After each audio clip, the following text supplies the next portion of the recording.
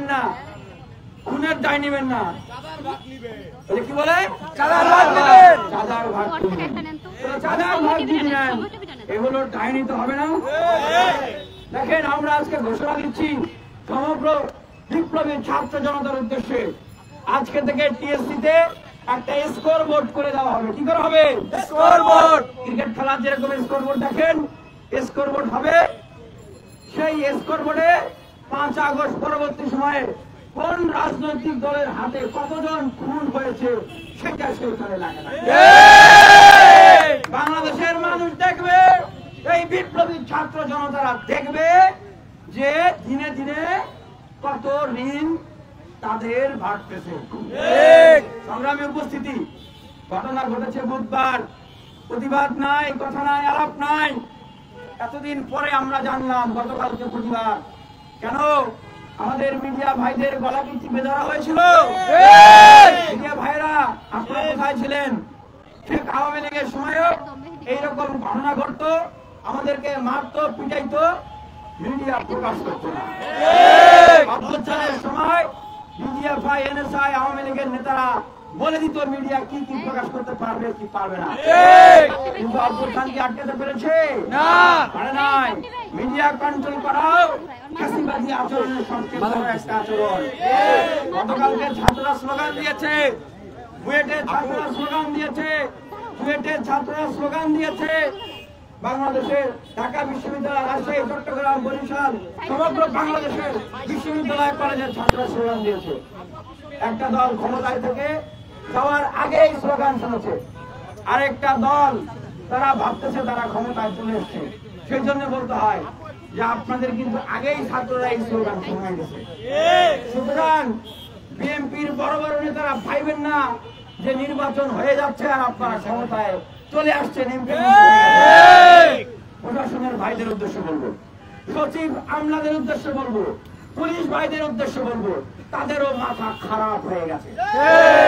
তাদের একটা ধর্ম, যেই দিকে ক্ষমতা সেই দিকে হাওয়া। এই অভ্যাসকে বাদ দিতে হবে।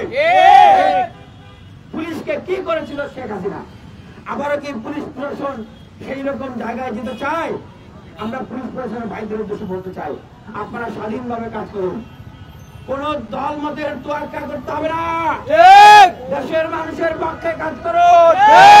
সচিব ভাইদের উদ্দেশ্যে বলবো, বয়স তো অনেক হয়েছে আপনাদের, 16, 17, 10, 12 বছর, 21, 20, 25 বছরের ছেলে মেয়েরা যদি দেশের জন্য জীবন দিতে পারে, আপনারা তো যুগ্ম সচিব, উপসচিব, বিসিএস ক্যাডার, ভালো সম্মানের জায়গায় গেছেন, আর কতদিন আপনারা বাঁচতে চান?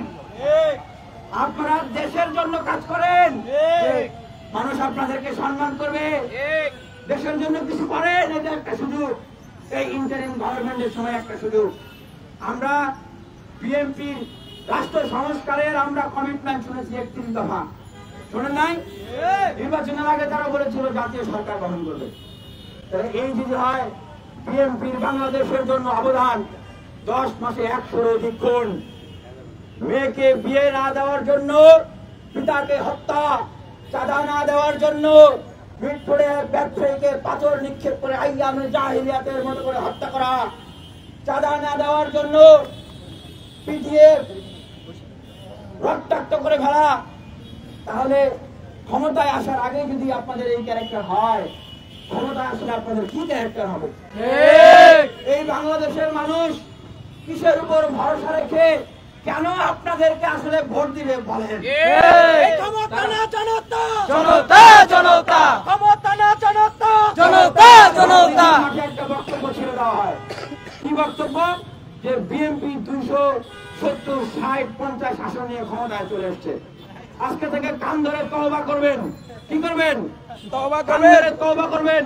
এই ধরনের কথা আর কেউ বলবেন না। অভ্যুত্থানের আগে বলতো না এক গ্রুপ যে জীবনও শেখ হাসিনার পতন হবে না, এখন আবার আরেক গ্রুপ বলতেছে যে বিএনপি 260-70 আসন নিয়ে ক্ষমতায় আসবে। আমাদের বিএনপির পতনের আন্দোলনে আমরা নামি নাই, বিএনপির বিরুদ্ধে বদদোয়া করার জন্য নামি নাই। আওয়ামী লীগের সময় যা বলেছিলাম, যা সত্য বাস্তব এখনো তাই বলছি। বিএনপি যদি তার চাঁদাবাজি, মামলা বাণিজ্য, দখলদারিত্ব, খুন, আন্তঃগন্ডল, বুর্জুয়া ক্যারেক্টারের রাজনীতি থেকে বের না হয়, তাদের অঙ্গ সংগঠনটা যদি বের না হয়, তাহলে বিএনপির একই হলো। আপনার ফাহাদ হত্যাকাণ্ডের পরে আমরা দেখেছিলাম যে ছাত্রলীগ সবচেয়ে বড় মিছিলটা করেছিল, করে নাই? গতকালকে আমরা দেখলাম যে ছাত্রদল ঢাকা বিশ্ববিদ্যালয়ে একই কায়দায় মিছিল করলো। আব্দুল মুন্না ভাইয়ের উদ্দেশ্যে বলতে চাই, ভাই আপনি তো আমার জেলমেট, আপনি গতকালকে যে কাজটা করলেন, টাকার একটা বান্ডিল নিয়ে গেছেন, মনে হয় মানে হত্যা তো হয়েছে আরো 3 দিন বুধবারে তো আপনি টাকার বান্ডিলও নিয়ে যান নাই, আপনি মায়া মমতা দেখাইয়া চোখে রশ্মিও ফলাইতে যান নাই। তাহলে কালকে কেন গেলেন ওই যে মিডিয়ার চাপাচলিতে? না জানি বজি চলে যায় এই ভয়ে তারা চলে গেছে। আর আপনি মিডিয়ার সামনে টাকা দিচ্ছেন, ভাই সবাই কিন্তু টাকা দিয়ে কিনতে চান।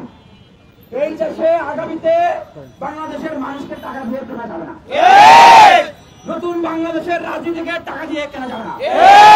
আপনাদের অনেক টাকা না, অনেক টাকাবাজি করছে, কোটি কোটি টাকা, পারলে এবার ভোটটা টাকা দিয়ে কিনে দেখেন। এবার তরুণরা টাকা দিলে ভোট দেবে না, দেশের মানুষ টাকা দিয়ে ভয় দেখিয়ে দেশের মানুষের কাছে ভোট দেওয়া যাবে না।